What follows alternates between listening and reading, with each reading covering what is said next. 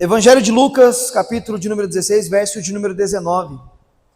Escrito está assim: Ora, havia um homem rico que se vestia de púrpura e de linho finíssimo e vivia todos os dias em gala e em resplendor.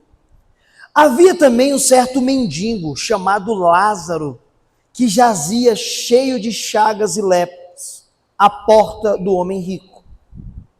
E desejava se alimentar das migalhas que caía da mesa do rico. E os próprios cães vinham lamber as suas feridas. E aconteceu que o mendigo morreu e foi levado pelos anjos ao seio de Abraão. Morreu também o rico e foi sepultado. E no inferno o rico ergueu seus olhos, estando em tormento, e viu longe Abraão e Lázaro no seu seio. E clamou e disse: Pai Abraão, tem misericórdia de mim, manda Lázaro molhar a ponta do teu dedo, e para que refresque a minha língua, porque estou em tormento nessas chamas. Disse, porém, Abraão: Filho, lembra-te que recebeste o teu bem em vida, e Lázaro somente males. E agora está sendo consolado, e tu em tormento. E além disto, está posto entre nós um grande abismo, de sorte que ninguém pode passar daqui para lá ou de lá para cá. E disse ele então: Rogo-te, pois, pai, que mandes à casa de meu pai, pois ainda tenho 5 irmãos, para que eles deem testemunho, a fim de que não venham para cá, para este lugar de tormento. Disse Abraão: Eles têm Moisés e os profetas, ouçam-nos. E ele disse: Não, Abraão, meu pai, mas se algum dos mortos for ter com eles, eles vão se arrepender. Porém, Abraão disse: Se não ouvem Moisés e os profetas, tampouco acreditarão, ainda que algum dos mortos ressuscite. Amém? Como de costume, não feche o texto sagrado, permaneça com ele aberto, para que você possa acompanhar toda a exposição. Meus irmãos, pois bem, na nossa Bíblia tem cerca de 45 parábolas. 45 parábolas. Entre essas 45, 2 parábolas estão no Velho Testamento ou no Primeiro Testamento. E as outras 43 parábolas estão no Novo Testamento. De Mateus até o Evangelho de João, Jesus Cristo vai ensinar 43 parábolas aproximadamente. E aí vem a grande pergunta: o que é uma parábola? A parábola era ou é uma fábula, uma história, um conto, aonde o narrador vai usar coisas do cotidiano, da cultura, do dia a dia, e dentro dessa fábula, dentro deste conto, ele vai trazer aplicações espirituais e conselhos morais. Isto é uma parábola. Talvez uma das parábolas mais famosas de Jesus Cristo é a parábola do semeador. E saiu um homem para semear. Ora, o porquê que ele usa a ilustração de um homem que vai semear? Jesus Cristo viveu no meio de camponeses. O povo que estava acostumado com a agricultura, com plantação, com semear. Se Jesus fosse trazer uma parábola no dia de hoje, no nosso contexto, 2026, ele poderia falar: e saiu o Uber para trabalhar. E pegou vários tipos de passageiros, porque ele vai usar coisas do dia a dia para trazer aplicações espirituais e conselhos morais. Pois bem, isso é uma parábola. Mas a parábola que nós vamos se debruçar para analisar e aprender à luz dela no dia de hoje, é uma parábola um tanto curiosa. Talvez a parábola mais difícil de se entender e mais debatida e discutida no mundo acadêmico. A parábola de Lázaro e o rico. E a briga já começa porque essa é a única parábola da Bíblia que aparece o nome de duas pessoas, Lázaro e Abraão. Em nenhuma outra parábola aparece nome próprio de pessoa. Aparece o juiz, aparece o semeador, mas não aparece nome de pessoas. E no mundo acadêmico há uma grande briga, porque tem um grupo que entende que é só uma parábola. Já há um outro grupo que entende que isso aconteceu de verdade. Jesus está falando um fato que aconteceu. Não sabemos ao certo se foi apenas uma parábola ou se esse fato aconteceu. Mas ela está aqui para analisarmos e aprendermos à luz dessa parábola. E antes de entrarmos nos versos, é muito importante você entender o contexto, por que Jesus trouxe essa parábola. Jesus jamais lançou palavras ao vento. Sempre tem um estopim para ele trazer um ensino, para trazer uma parábola. E o contexto desta parábola do capítulo 16 começa no capítulo de número 15. No verso 1 e verso de número 2, que está escrito que os fariseus murmuravam de Jesus, porque ele recebia os pecadores e estava com os pobres. Então, no capítulo 15, ele traz três parábolas. A parábola da ovelha perdida, da dracma perdida e do filho pródigo perdido. E tudo isso ele vai trazer em afronta direta aos fariseus. No capítulo 16, verso de número 14, está explícito, os fariseus eram avarentos, ouviam tudo isso e zombavam de Jesus. Então essas parábolas é uma afronta ao estilo de vida dos fariseus.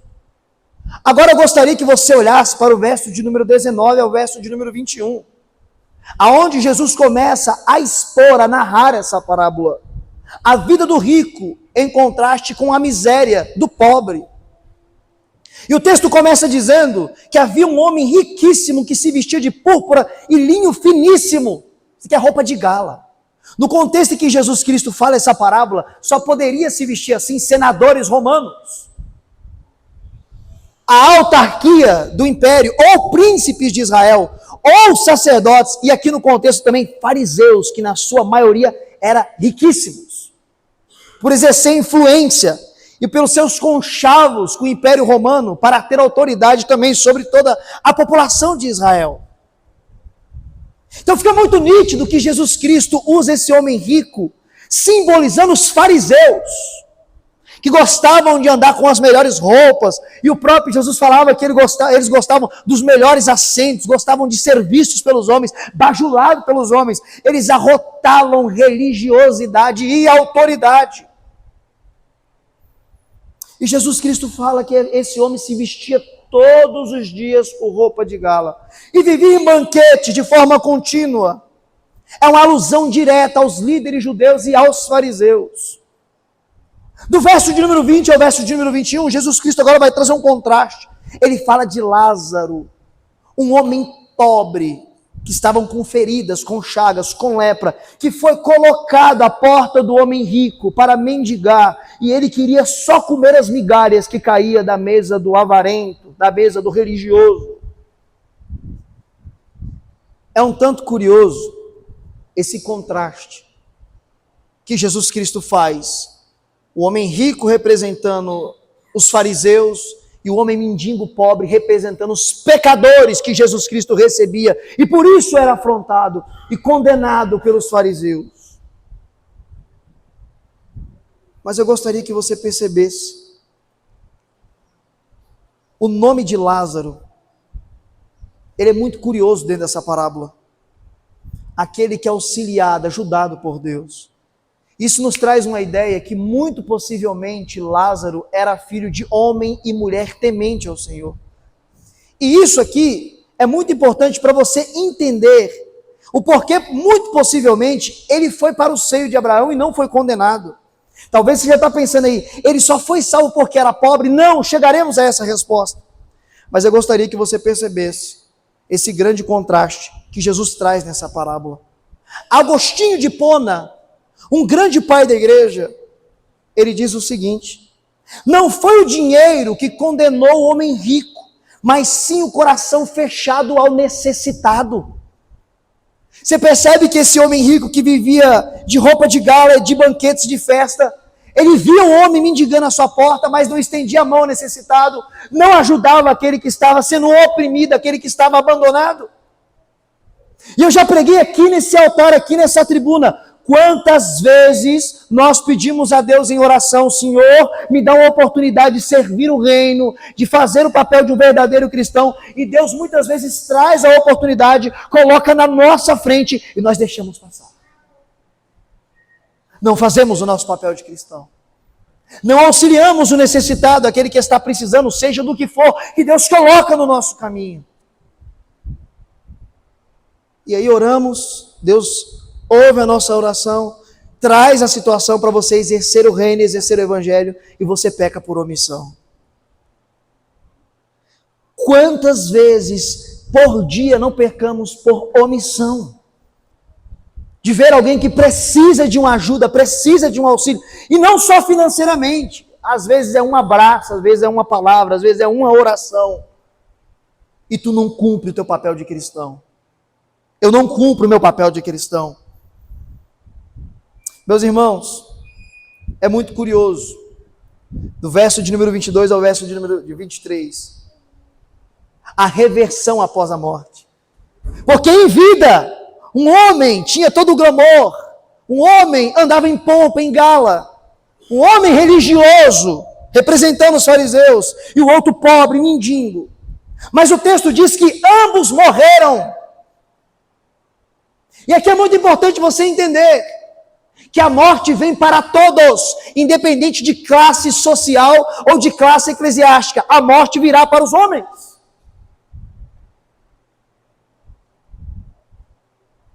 Mas o que salta aos olhos é o que vai acontecer no texto. A morte virá para os homens. Mas qual será o destino eterno de homens? É aqui que está a grande diferença. E eu gostaria que você pensasse comigo que a morte não é o final. Há muito mais além da sepultura. Muitos pensam e ficam filosofando que a morte é o fim, acabou, e vai se expirar, não tem o pós-vida, não tem o pós-morte. Se isso acontecesse, Deus seria muito injusto. Porque o que nós vamos ver aqui é o pleno juízo de Deus.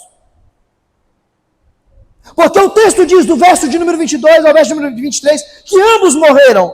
Lázaro, ele é levado pelos anjos ao seio de Abraão, vai ser confortado, vai ser consolado. Mas o texto, em contraste, diz que o rico foi sepultado sem honra alguma. Não tem anjo levando ele para o seio de Abraão, para o lugar de descanso, para o lugar de consolo, não. O texto vai dizer no verso de número 23 que, na verdade, ele se ergue no inferno. Quando ele se dá por si, após a morte, ele está num lugar de tormento, num lugar de tristeza, num lugar de angústia, num lugar de sofrimento. E aqui eu respondo a pergunta. Ele foi para o inferno apenas porque era rico? De forma nenhuma. Nós precisamos entender que Jesus Cristo não quer tirar o dinheiro do bolso de ninguém. Ele quer tirar o dinheiro do seu coração. Porque se o dinheiro governar o seu coração, ele se torna um Deus, se torna um ídolo. No capítulo de número 16, no verso 13, o próprio Jesus Cristo diz, está no contexto, não tem como você servir a dois senhores, ou você serve a Deus, ou você serve a Mamon. O ato que nós celebramos aqui há poucos minutos de ofertar e contribuir a Deus, mostra ao Senhor e mostra a você mesmo que você não é escravo do seu dinheiro, que Ele não domina a sua vida. Mas se você tem dificuldade em contribuir e se desprender de bens materiais, ore ao Senhor, porque você não pode servir a dois senhores, ou você serve a Deus ou às riquezas. Precisamos entender que tudo que recebemos de Deus, essa misericórdia, essa bênção, daquilo que temos aqui, é efêmero, é passageiro. Você não vai levar nada aqui, você só é administrador. Tu não vai levar a tua casa, não vai levar o teu dinheiro da poupança, tu não vai levar nada do que você tem, não vai levar teu carro. Jesus Cristo ensina que você não pode amar bens materiais. O pecado desse homem que conduziu ele ao inferno não foi a riqueza, foi ele amar a riqueza. E isso se tornou um ídolo no coração dele, se tornou um tropeço para a vida dele. Sim, você pode ter muitas coisas, mas não amar essas coisas, esses bens materiais que vão ficar aqui. E se Deus te abençoar, e se Deus te prosperar, use os seus recursos também para abençoar o reino, abençoar o próximo, coisa que ele não fez na parábola. Ele poderia auxiliar o necessitado, não auxiliou. Avarento. A avareza é um pecado mortal. E, infelizmente, no nosso meio tem pessoas que são avarentas, que só querem reter, não querem abençoar. E o próprio texto diz que é melhor você dar do que receber. Está no Evangelho, não é eu, é Jesus ensinando. Vamos para realidades gritantes do texto e derrubar heresias. Primeira grande realidade, a morte chega para todos. Segunda grande realidade, tem dois destinos após a morte. Ou é condenação eterna, sofrimento eterno, ou é consolo eterno e alegria inexplicável. O texto deixa claro que não existe sono da alma, uma heresia pregada por aí. Não, depois que você morre, você vai dormir. A parábola não apresenta isso. A parábola deixa claríssimo que após a morte, ambos estavam conscientes. A consciência era tanta que o rico conheceu Abraão e conheceu Lázaro. Essa ideia que quando você morre, você é resetado e não conhece mais nada, não lembra de nada, é mentira, é engano, é ensino contraditório, é heresia. E seria um tanto curioso.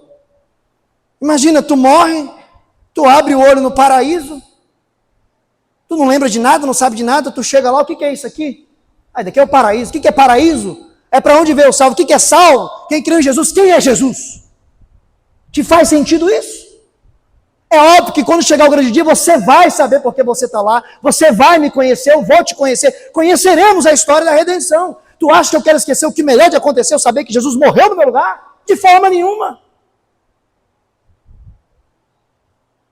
Primeiro ensino contraditório quebrado, não existe sono da alma, eles estão conscientes no pós-morte.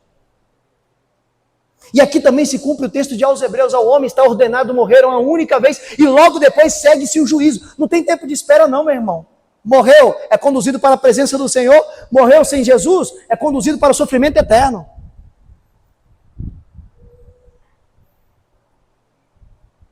Ele se ergue no inferno e em tormento. Ele está consciente, ele conhece pai Abraão, ele conhece Lázaro. Isso destrói o ensino contraditório do sono da alma. Sproul diz o seguinte: o inferno não é ignorância, é consciência sem esperança. E o porquê que ele entende que é consciência sem esperança? Porque quem for lançado no inferno estará consciente, mas não haverá mais esperança alguma. E eu vou te explicar e pregar para você o porquê não haverá esperança.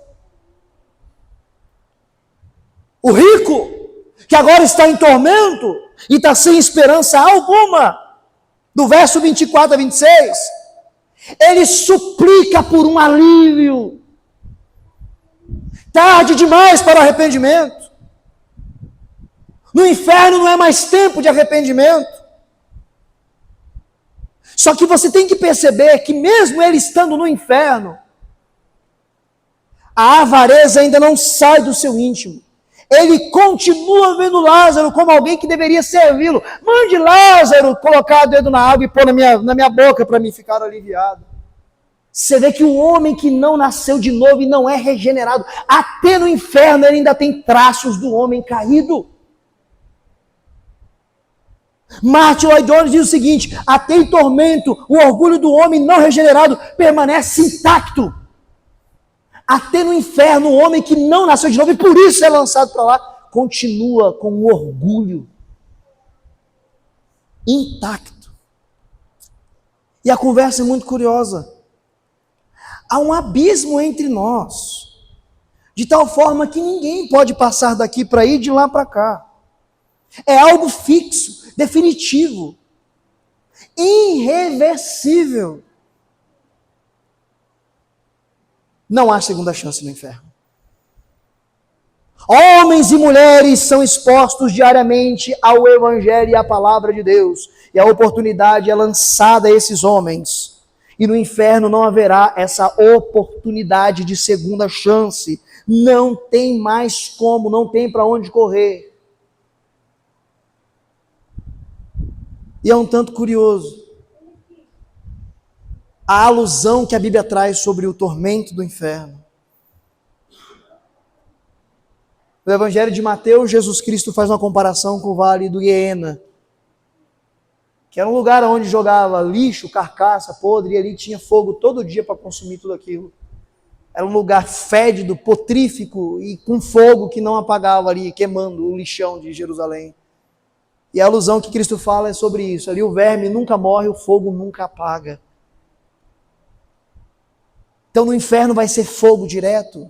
Se é uma alusão ou é algo literal que Cristo diz? O mundo acadêmico também se arrebenta de debate sobre isso. Mas uma conclusão é óbvia no mundo acadêmico: será um lugar de tormento. Pessoas já estão, como diz o reverendo Hermenegildo de Jesus, pessoas já estão sofrendo neste momento que eu te prego agora, no inferno. Já tem pessoas lá agora. E não poderão sair de lá. O texto ensina isso, ninguém pode passar daqui para lá, de lá para cá. É irremediável, é fixo, é definitivo. E não terá alívio. Ô meu irmão, minha irmã, pensa aqui comigo. Quando você está aí aflito, angustiado, contrito, ou passando por algo que te aflige, que está trazendo tormento para a sua vida, e você fica louco para ser aliviado, para isso passar, seja enfermidade, seja dor, seja o que for, e não passa, demora um pouco, você já fica mal para arrebentar. Agora imagina a pessoa sofrer de dia e de noite, sem alívio, sem refrigério, sem parar o sofrimento.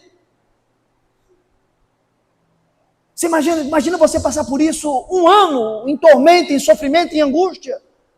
2 anos, 3 anos, 10 anos, 20 anos, 1 milhão de anos, 1 bilhão de anos. E isso ainda é apenas uma gota no oceano e no mar de sofrimento que será eterno para quem for lançado no inferno. Essa é a realidade cruel do inferno, apresentada pelo texto bíblico. Do verso de número 27 ao verso de número 29, como ele entende que não tem alívio para ele, que para ele já deu, acabou, não tem o que fazer. O pedido agora do rico é o seguinte: pede para Lázaro voltar lá na terra, pai Abraão, porque eu ainda tenho familiares, para que seja pregado para eles não virem para cá. Ele entende que para ele acabou, não tem mais. Ele está num lugar preso que não vai mais sair dali. Veja que a consciência dele é de se preocupar com quem não está lá ainda, com seus parentes que ficaram. Olha o momento em que ele foi lembrar da palavra de Deus. No inferno. Agora ele lembrou da palavra de Deus. Mande alguém pregar para minha casa. Mande alguém anunciar para os meus irmãos. Olha o momento que ele foi lembrar da palavra de Deus. O texto vai quebrar uma outra heresia, que é consulta aos mortos. Mesa branca não existe, isso é heresia, é ensino demoníaco, é ensino contraditório. Porque Abraão vai dizer para ele: esses têm Moisés e os profetas, ouça eles, não tem como ninguém sair daqui. Quando ele faz alusão a Moisés e aos profetas, está falando dos escritos que tinham no contexto de Jesus, o Velho Testamento. Se eles não ouvirem a pregação da palavra de Deus, ainda que alguém volte dos mortos, eles não ouvirão, não entenderão.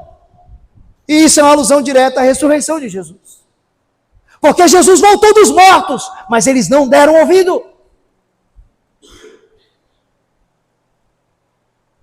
John Stott diz o seguinte: a maior tragédia não é a falta de ensino, mas a recusa em ouvir a palavra já revelada de Deus. Meus irmãos, se o povo não ouve a pregação do Evangelho, a Bíblia, Por mais que haja sinais, não mudará a vida dessas pessoas, não haverá conversão genuína. Por mais que mortos voltem à vida, não haverá conversão genuína se as pessoas não ouvirem a palavra de Deus. Olha a calamidade que está hoje. Pessoas que só buscam sinais, só querem ver prodígios, mas não querem a pregação do Evangelho. Se esquecem do texto de Apocalipse, onde o próprio Jesus Cristo diz que nos últimos dias Ele enviaria espíritos operadores de sinais que enganariam até os escolhidos. Pessoas ralas na fé, imaturas, que não conhecem de Bíblia, e nelas também se cumpre nos dias de hoje o que falou Oséias no capítulo 4, verso 6. O meu povo é destruído porque falta conhecimento, e o conhecimento é o conhecimento da palavra de Deus.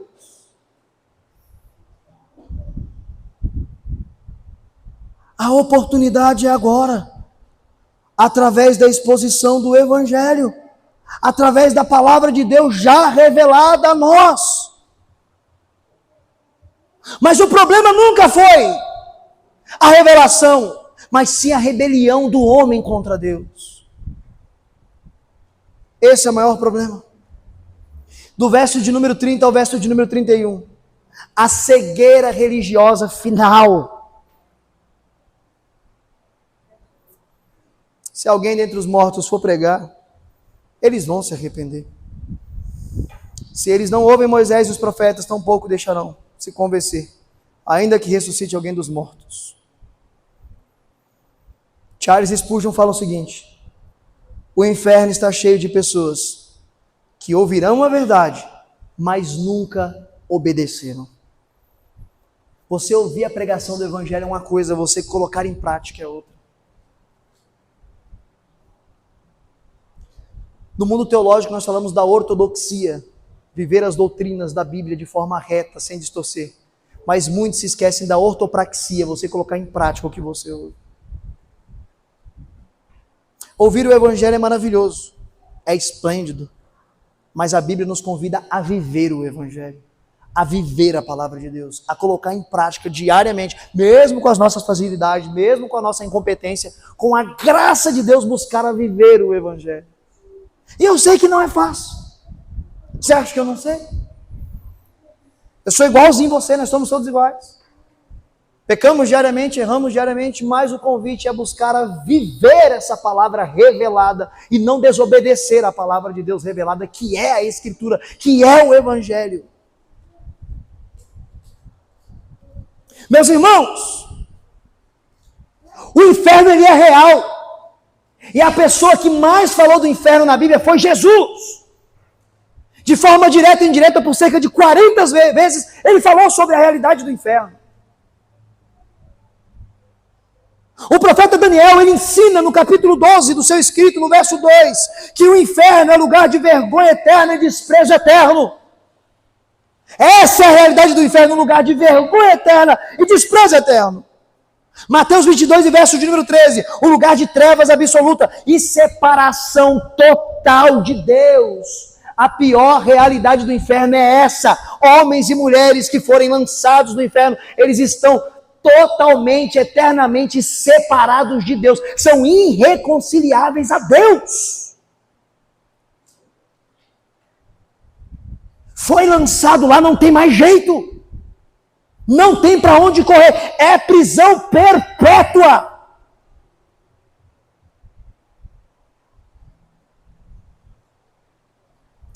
O rico tinha a Bíblia, conhecia Abraão, tinha posição religiosa, mas não tinha vida transformada. Jesus Cristo está contrastando com a religiosidade morta que os fariseus viviam. E muito povo no nosso meio vive. Tem Bíblia, conhece Abraão, tem posição religiosa, mas não tem vida transformada. É representado pelo rico da parábola. Em contraste, Lázaro, ele não foi salvo pela sua pobreza, mas muito possivelmente, como eu já falei, era filho de pessoas que temiam a Deus, então tinha observado e adquirido os princípios de ouvir e viver a palavra de Deus. O rico não foi condenado pela sua riqueza, mas pela sua avareza e por confiar no poder do seu status social. Um arrependimento falso sem misericórdia. E a pergunta hoje que emana para a igreja de Deus é essa, se não outra: estamos ouvindo a palavra de Deus ou apenas se acostumando com ela? Meus irmãos, há um grupo de homens e mulheres que serão lançados nesse lugar de sofrimento eterno.